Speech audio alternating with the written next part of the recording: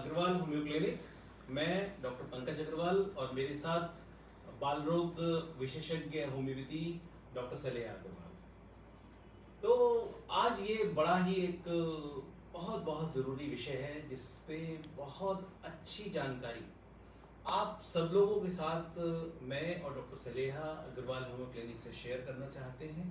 आप लोग हमारी बात को बहुत सीरियसली सुने, समझें और उस तरह से एक्शन लें जिससे कि आप आपके परिवार के सभी लोग सुरक्षित रहें।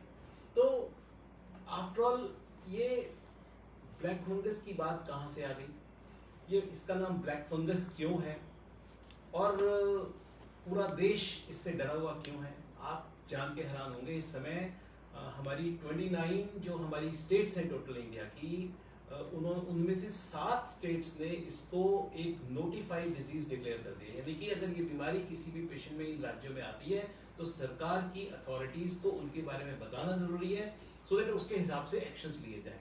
तो मतलब कुल मिला के काफी बड़ी तैयारी चल रही है। मैं इसके एक दो कारण बताना चाहता हूँ। अगर हम पूरी दुनिया में देखें इस समय तो करीबन जितने भी ब्लैक फंगस के केस हुए हैं उसमें से 70% केसेस इंडिया में हुए हैं। इंडिया में भी सबसे ज्यादा केसेस राजस्थान के अंदर हुए हैं, उसके बाद महाराष्ट्र के अंदर हुए हैं। दिल्ली भी पीछे नहीं है, धीरे धीरे यहाँ पे सिलसिला बढ़ रहा है। तो आखिर हमको ये समझना चाहिए कि आखिर दूसरे देशों में ये इतना क्यों नहीं है, हमारे देश में ही ये ज्यादा क्या है, हमारे देश में ये ज्यादा क्यों है और इसकी वजह क्या है। और अगर हम उस बातों को समझ लेंगे तो हम इसके समाधान की तरफ भी जा सकते हैं और फिर साथ में ये भी समझने की कोशिश करेंगे कि होम्योपैथी की तरफ से हम अग्रवाल होम्यो क्लिनिक से आपको किस तरीके से सहायता पहुंचा सकते हैं। तो अभी सबसे पहले हम ये समझते हैं कि ब्लैक फंगस का नाम ब्लैक फंगस क्यों है। क्योंकि अगर इसको लेबोरेटरी में ग्रो किया जाए या ऐसे पेशेंट्स को देखा जाए जिनको ये बीमारी हो गई है तो उनको जब हम देखते हैं तो वो देखने में ब्राउनिश ब्लैक अपीयरेंस शो करते हैं। इस वजह से उसका नाम सिंपल भाषा में, आम जन की भाषा में समझने के लिए हमने इसको ब्लैक फंगस कह दिया। लेकिन ये एक तरह का फंगस है और उसको कहते हैं म्यूकोरमाइकोसिस।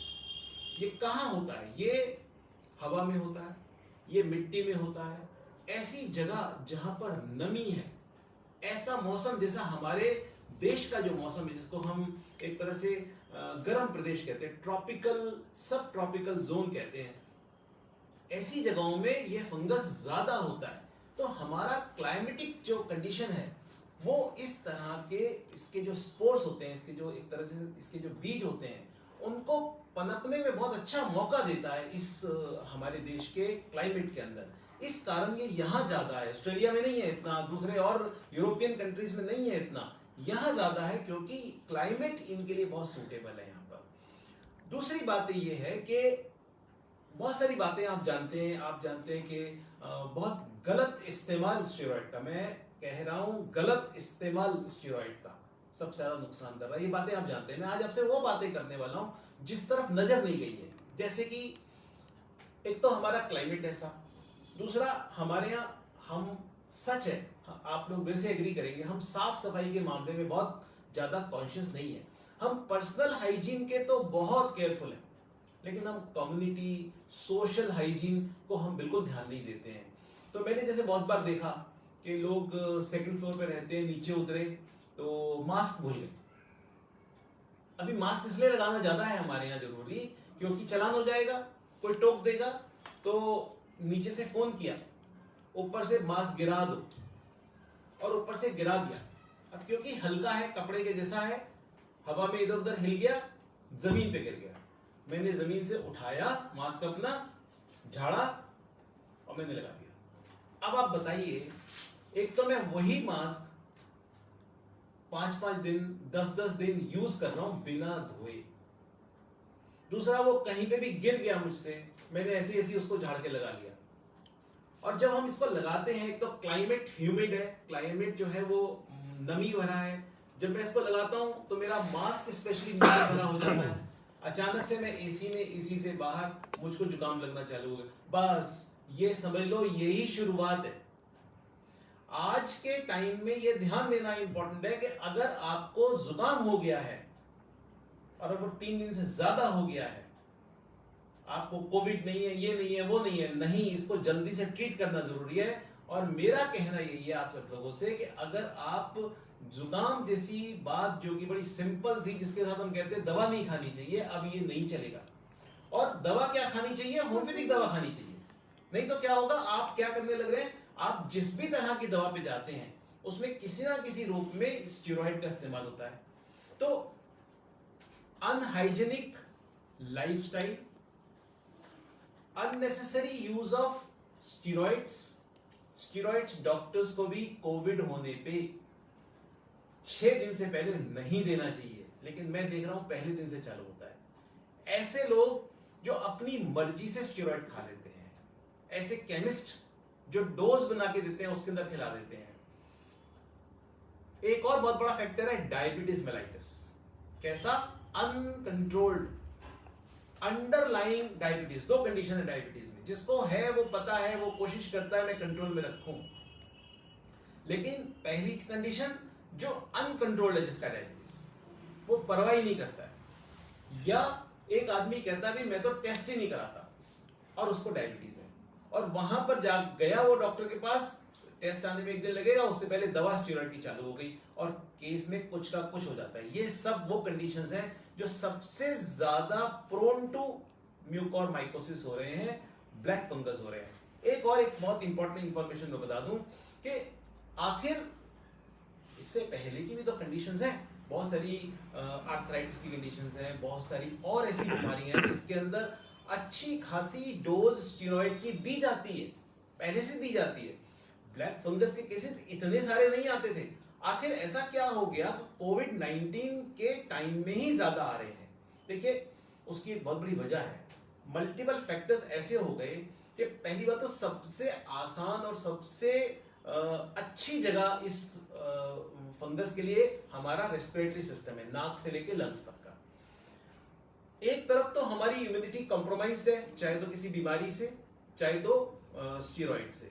दूसरा, हमारा रेस्पिरेटरी सिस्टम वैसे ही बीमारी के कारण डाउन हो गया। तो वो एक ऐसा एरिया है इस फंगस के लिए कि उसको इतना अच्छा मौका मिलता है यहाँ पे ग्रो करने में कि ये बीमारी बुरी तरह से बढ़ती चली जा रही है। तो आप लोगों ने ये बातों का ध्यान रखना है कि आप अपने को अब कैसे, ये बीमारी पहले से ही थी, बहुत रेयर थी, बहुत कम लोगों को आया करती थी। जैसे मैंने कहा कि जो बहुत सारे लोग हैं जिनको रोमेटॉइड आर्थराइटिस है और वो अच्छी खासी डोज में रेगुलर सालों से स्टेरॉइड खा रहे हैं, नहीं आता था फंगस। लेकिन अब आ रहा है। मैंने बताया कि कोविड हो गया, उसने रेस्पिरेटरी सिस्टम आपका डाउन कर दिया। यहां से एक तरफ तो स्टेरॉइड खाया, आपका अपना इम्यून सिस्टम डाउन है, ऊपर से रेस्पिरेटरी सिस्टम डाउन हो गया। वो सारी जगह उस जो फंगस है उसको एक मौका मिल गया वहां पर ग्रो होने का, उसको कोई रोकने वाला नहीं, क्योंकि रेस्पिरेटरी सिस्टम डाउन है इस वजह से। सबसे पहले मैं बताना चाहूंगी कि ब्लैक फंगस जो बीमारी का नाम है म्यूकोरमाइकोसिस, ये कोई भी नई बीमारी नहीं है, ये पुरानी ही बीमारी है, बच्चों में भी देखी गई है पहले। ये जो बीमारी है बेसिकली एक फंगस से होती है, और ये जो फंगस देखा गया वो लो विरुलेंस का देखा गया, मतलब इन्फेक्शन कम करने वाला। तो पहले हमेशा इसे यही देखा गया कि ये रेयर डिजीज है, क्योंकि इन्फेक्शन करता ही नहीं था ये फंगस किसी को। बट अब ये बीमारी हमें बच्चों में देखने को मिल रही है। अगर मैं आपको रीसेंट न्यूज़ बताऊं तो एक 15 साल के बच्चे को देखने को मिली है बीमारी अहमदाबाद में। उस बच्चे के साथ क्या हुआ था कि उसे कोविड-19 हुआ और उसके बाद उसका ट्रीटमेंट हुआ, हॉस्पिटलाइज था वो बच्चा, और उसके बाद जब वो घर गया 1 हफ्ते के बाद उसे सिम्टम्स आने शुरू हो गए और उन्होंने दिखाया तो डायग्नोस हुआ म्यूकोरमाइकोसिस। तो ऐसा क्या हुआ कि बच्चे में बीमारी आई। जब 13 से 14 साल के बच्चे, जो कि एडोलेसेंट एज ग्रुप माना जाता है, उनमें कोविड-19 का जो ट्रीटमेंट है वो ऑलमोस्ट एडल्ट्स का जो ट्रीटमेंट चल रहा है वैसा ही ट्रीटमेंट दिया जा रहा है उनको, स्टेरॉइड्स दिए जा रहे हैं उनको। तो इसलिए जो ये बीमारी अभी देखने को मिल रही है चंद बच्चों में, बट क्योंकि एडोलेसेंट एज ग्रुप में जो ट्रीटमेंट है वो बहुत सिमिलर होने वाला है, स्टेरॉइड्स दिए जा रहे हैं, तो आगे भी ये देखने को मिलेगी ही बच्चों में। जब कोविड, किसी बच्चे को कोविड होता है, उसके बाद के जो सिम्टम्स आते हैं उसको बिल्कुल इग्नोर नहीं करना है। जैसे जरा सा सिर में दर्द भी आता है, उसे इग्नोर नहीं करना। सिर में दर्द होना हल्का सा, आंख से पानी आना, नाक से पानी आना, हल्की सी ब्लॉकेज भी लगना, या फिर कोई भी टाइप का डिस्चार्ज होना नोज से या ब्लड डिस्चार्ज होना, इस टाइप के सिम्टम राइनोसेरिब्रल म्यूकोरमाइकोसिस बोलते हैं इसको, जो कि बहुत मोस्ट कॉमन है, देखने को मिलता है, जो कि फेस से शुरुआत होती है जिसकी। अदर टाइप्स भी हैं, ये कॉमनली ये ही देखने को मिलता है, ऑल्दो ये रेयर था, बट क्योंकि कोविड की वजह से, मैं आपको बताती हूँ टेक्निकल चीज, जब कोविड होता है किसी को, कोविड हो रहा है किसी को, तो एक टाइप के सेल्स हैं लिम्फोसाइट्स, वो कम हो जाते हैं। उसकी वजह से CD4 और CD8 सेल्स भी कम हो जाते हैं, जिसकी वजह से अपॉर्चुनिस्टिक इन्फेक्शंस, जैसे कि कोई भी फंगल इन्फेक्शन होने का खतरा रहता है। तो ऑलरेडी इम्यूनिटी कॉम्प्रोमाइज हो जाती है, प्लस हम स्टेरॉइड्स दे देते हैं, तो ये खतरा है कि म्यूकोरमाइकोसिस हो सकता है। और क्योंकि एडोलेसेंट्स में स्टेरॉइड्स दिए जा रहे हैं, तो म्यूकोरमाइकोसिस होने का खतरा एडोलेसेंट एज ग्रुप में ज्यादा है। ऑल्दो जो बच्चे ऑलरेडी स्टेरॉइड्स पे हैं उनके लिए तो खतरा है ही, बट कोविड-19 में जिन बच्चों को स्टेरॉइड दिए जा रहे हैं, स्पेशली एडोलेसेंट एज ग्रुप को ही दिए जा रहे हैं, जो कि उनमें ज्यादा खतरा है।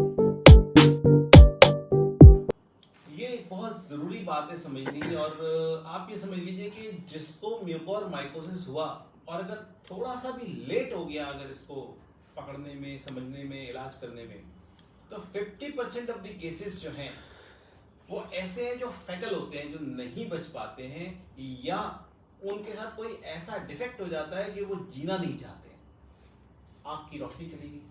तो आपने जैसे कि अभी डॉक्टर सलेम ने बताया, ऐसे ही बड़ों में भी किसी को जुकाम हो गया, जुकाम में नाक बहने वाला, जुकाम में नाक बंद होने वाला, एक साइड पे है, तो म्यूकोरमाइकोसिस, ब्लैक फंगस का इंडिकेशन ज्यादा है। लेकिन उसके साथ साथ एक और भी बात हो सकती है कि उसको ये दर्द हो यहाँ पे, एक जगह पे, ये वन साइडेड होता है, एक साइड पे दर्द, एक साइड की नाक का बहना या बंद होना। उसके साथ साथ आप ध्यान दें कि उस एक साइड पे कहीं किसी तरह के ब्लैक ब्राउन स्पॉट्स तो नहीं है। आपको समझ में नहीं आ रहा, मेरे तो कभी भी नहीं थे, ये कहाँ से स्पॉट आ गए, इंडिकेशन है ये ब्लैक फंगस की। इसके साथ साथ आप छू के देखिए, आपको छूने का सेंसेशन मालूम हो रहा है? अगर छूने का सेंसेशन कम हो गया है और अगर वो खत्म हो गया है, तो ये श्योर शॉट म्यूकोरमाइकोसिस है। इसी स्टेज पे अगर आप अग्रवाल होम्यो क्लिनिक को बात करते हैं, मैं बता रहा हूं, ये बात हमारी दवा से, हमारे इलाज से आगे नहीं बढ़ेगा। हमारे पास जो इलाज करने का तरीका है वो ये नहीं है कि मैं एक फंगस को मारने की दवा देता हूं, नहीं। मेरे हिसाब से ये आसान काम नहीं है। माइक्रो ऑर्गेनिजम्स बड़े ताकतवर हैं और वो इस धरती पे हमसे पहले आए और वो नहीं मरे। बहुत कुछ हुआ इस धरती के ऊपर पिछले 4 बिलियन ईयर्स के अंदर, वो लोग नहीं मरे। तो हम उन्हें अपनी किसी एंटीबायोटिक से या अपनी किसी एंटी फंगल दवा से मार पाएंगे? पूरी तरह से नहीं। हाँ, एक तरीका है, हमारे सिस्टम में कुदरत ने, जिसने हमें बनाया है, उसने एक सिस्टम बना के लगा के दिया है जिसको हम इम्यूनिटी कहते हैं। तो होम्योपैथिक दवा इस इम्यूनिटी को इस तरह से गाइड करती है कि वो अंदर ऐसे सोल्जर्स तैयार हो जाते हैं जो कि डिसाइडेड और फास्टेस्ट मोड के अंदर ये जितने भी फंगस होते हैं इनको खा जाते हैं। आप समझिए, एक बात देखिए आप, कि अभी जब हम जहां बैठे हुए हम प्रोग्राम कर रहे हैं और जहां बैठे हुए आप सुन रहे हैं, आपको क्या लगता है इस हवा के अंदर फंगस नहीं होंगे? बहुत सारे वैरायटी के फंगस होंगे और वो हम अपने अंदर लेके जा रहे हैं, हम इनहेल कर रहे हैं उनको, लेकिन हम बीमार नहीं हो रहे हैं। और हम बीमार नहीं हुए, हमारे को याद नहीं पड़ता हमें कभी फंगस लगा है, और हम बड़े कॉन्फिडेंट है हमें तो नहीं लगेगा फंगस। बात यही है कि जब लगता है तो लगने के कारण, जैसे कि डॉक्टर सलेम ने बताया, इम्यूनिटी का कॉम्प्रोमाइज होना, जिसके कि बहुत सारे कारण हैं।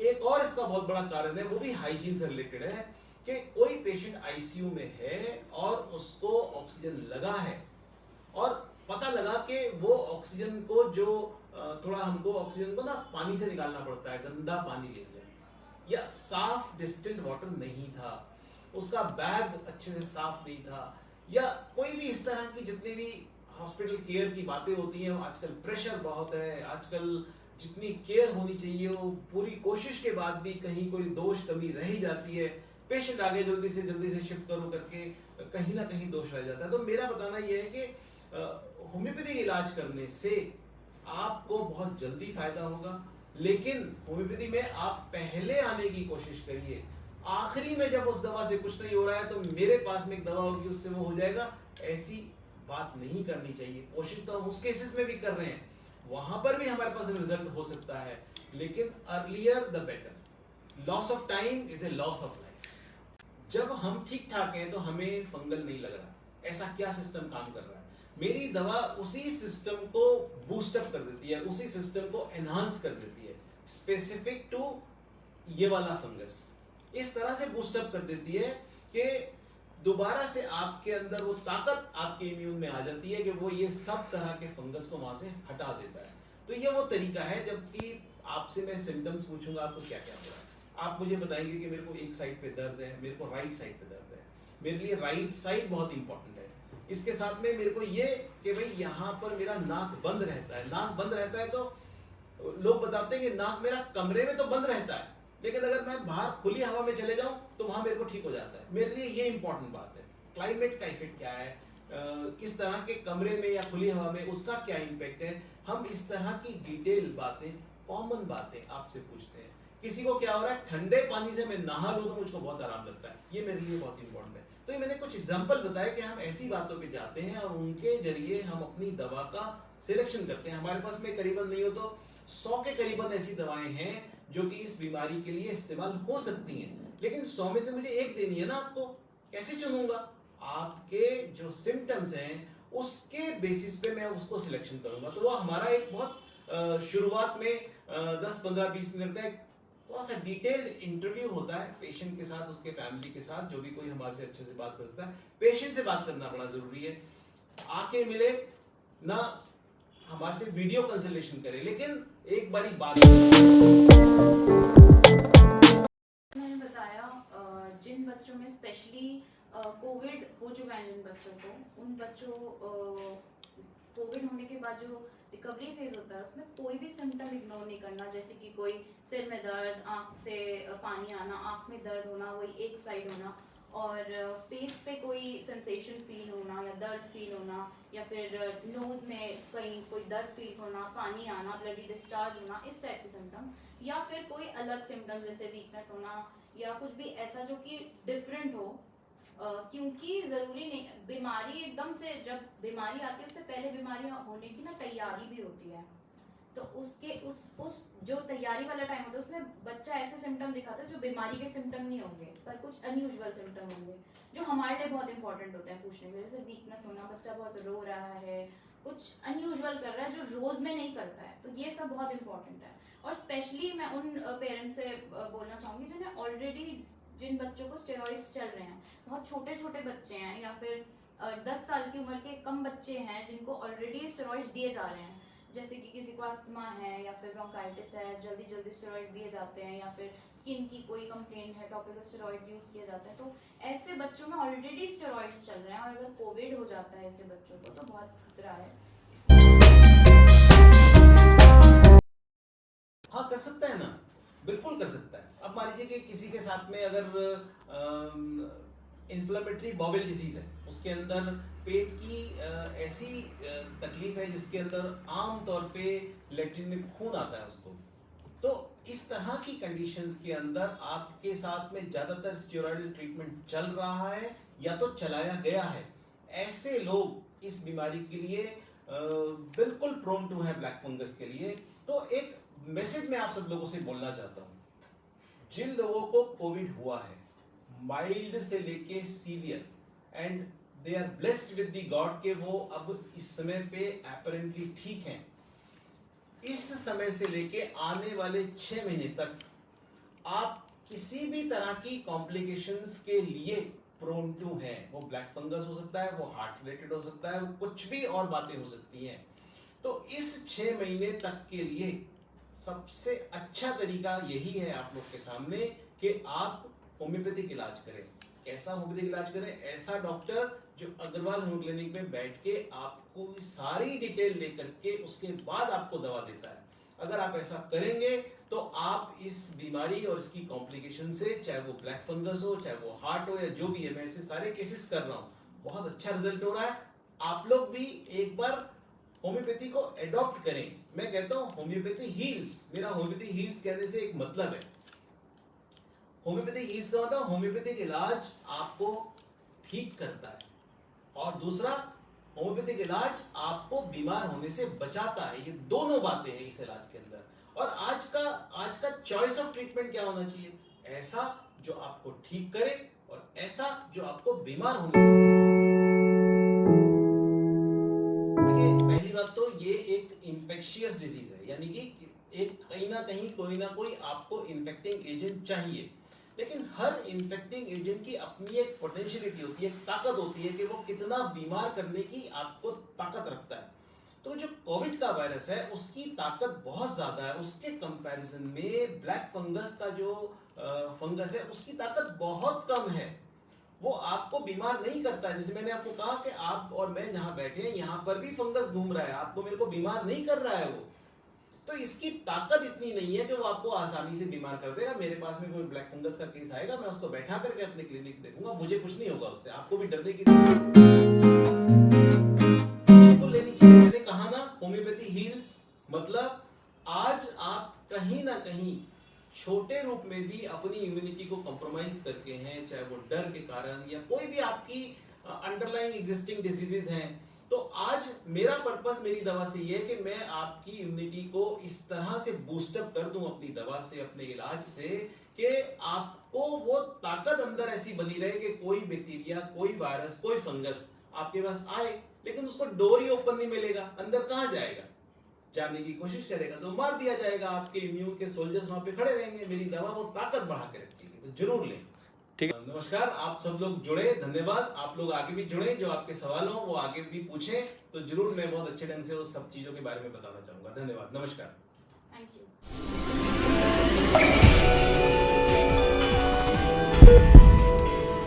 यू।